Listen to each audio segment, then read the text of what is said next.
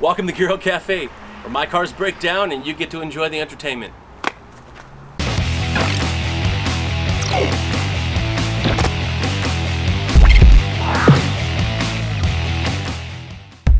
Today we're having issues with the cooling. Now, the other day I wanted some McLean Creek, and honestly, she was doing fine all day long, kept up with the best of them, and then all of a sudden, the coolant just dumps out of the radiator, and I'm left stranded without any coolant. Alright, now the first thing you want to do is disconnect that battery. That way we don't have to worry about any power going to the system, and then we can start looking for the lines and the hoses that go to the radiator and then disconnect those as well. Just to make it easier for us, we're going to remove the intake.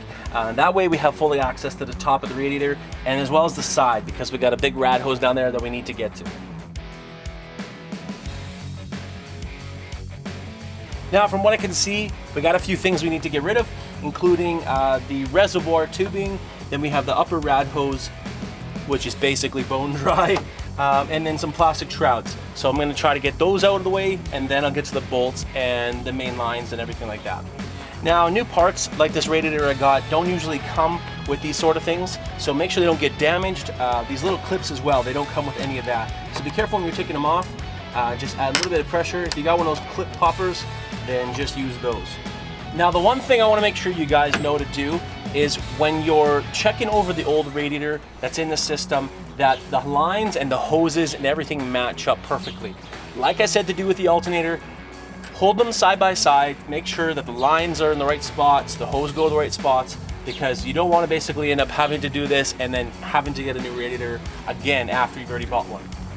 Now that the hose is out of the way, what I want to do is I want to get rid of these hard transmission cooler lines that go through the radiator, and that might leak a little bit of transmission fluid, so just be careful. And if you have to top up your transmission fluid later, make sure you check it after you're done, okay? But this is a 5/8, so what I'm going to do is I'm going to carefully just wiggle her free. Not too difficult. I don't think it's ever honestly been taken out.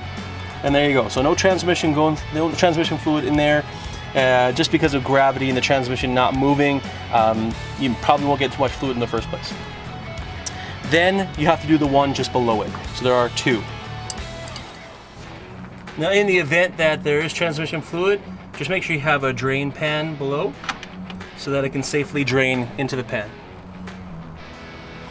Transmission cooler lines are off. All right, now here's the upper rad hose we got to disconnect. The transmission cooler lines are already disconnected, and the mount bolts are here, halfway down, and then again on this side here, and then halfway down. They look to be about 10 mil as well. So in order to get these off, you need a pair of pliers or you need a pair of vice grips, whichever you need to be able to get that strength to push these two clamps apart. They're a little bit tougher, but make sure you're putting your drain tray down there to make sure you catch any excess coolant. Now that the clamp's out of the way, let's just give it a tug. Bone dry. Now we can get the lower rad hose off on the other side. Now you've got 4 10 mil bolts. Do the upper bolts, and then we'll work on the lower bolts after that.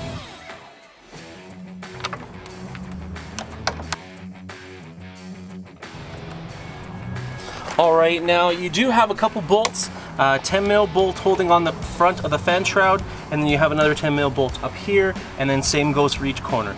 So we can take off the fan shroud on this side and then work on this bolt, which I've already loosened. There you go. Do the bottom ones as well, and then that should allow you to push the fan shroud back so you can slip the radiator out. Okay, so there are no bolts on the bottom. It is a simple little pull-up slider sort of part. So I just had to pull up and it popped right out. And then I can just push it right back. Now I can get to the radiator bolts, see how much mud is actually in the radiator as well, and get this puppy out of there.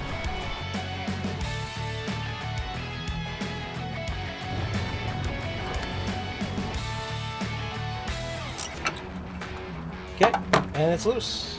So there's no other bolts connected, it's ready to come out. So just press forward a little bit, make sure you're not damaging the lines, and then you're just gonna pull straight up.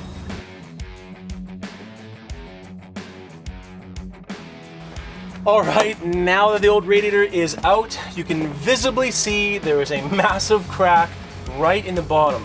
Now I don't know if I hit something, I don't know if I bumped into something, but I do know I had some cracks earlier and it has a slow leak. This giant crack would definitely dump all my coolant out in a short period of time. And as you can see, this one is nice and shiny and new, and we can actually put the transmission cooler lines nice in there. And I think as soon as we put it in, fill up with coolant, should be perfectly fine.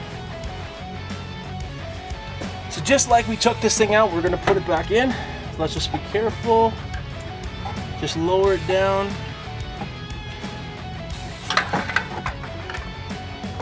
And then those little arms are gonna rest halfway down.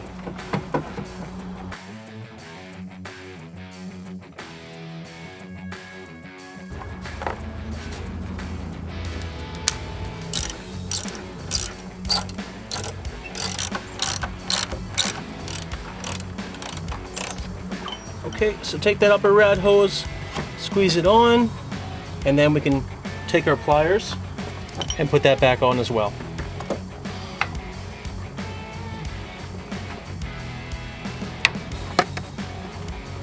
Alright gearheads, now that the job is done, everything's kind of back in, just gonna put that plastic shroud on, put the air box in, button it up, add our coolant, and we'll be good to go.